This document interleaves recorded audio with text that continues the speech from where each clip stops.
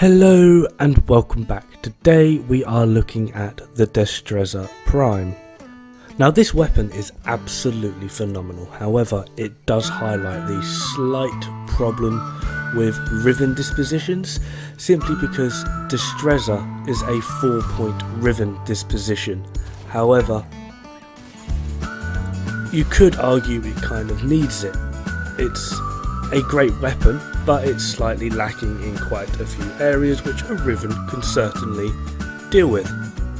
Now Destreza Prime is not lacking in any way, shape or form.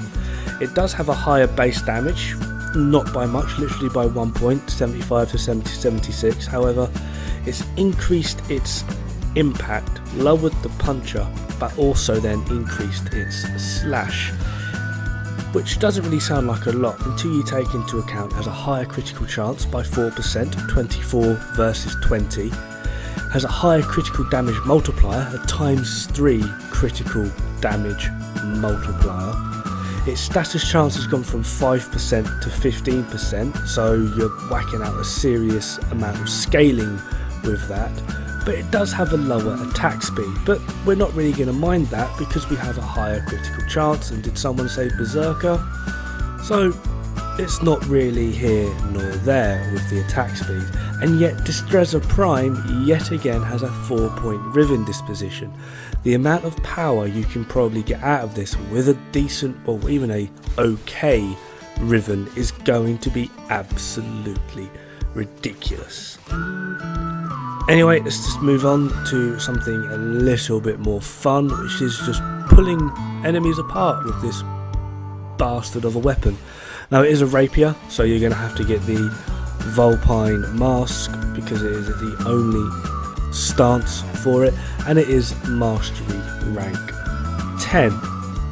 Annoyingly, its block resist is only 35%, but apparently melee 3.0 is going to be sorting all of that out and screwing over all of my builds. So this could be interesting to see how this one turns out, particularly with the way that range is going, because that is one thing that this weapon does actually lack due to the stance itself and the weapon. It is largely single target or conical in its attack pattern. It will attack a very limited cone in front of it, which is one, pretty darn good, because the thing you're aiming at is the thing you're going to kill, and bugger me does this thing kill quick.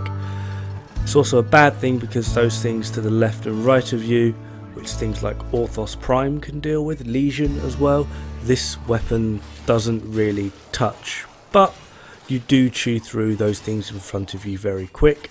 The combo is actually rather impressive to actually get through these things, and it has a plentiful amount of forced procs due to Vulpine mask, as well as damage multipliers within the combo, so you can chew through things very quickly, so you can just turn around and then just stab them afterwards and problem is there solved.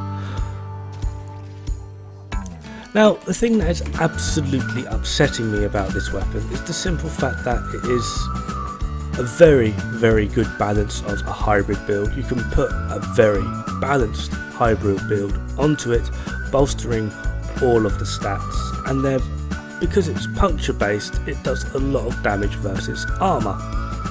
And then adding in again the simple fact of you can put corrosive on it to strip armor, but it will never be enough to completely strip them.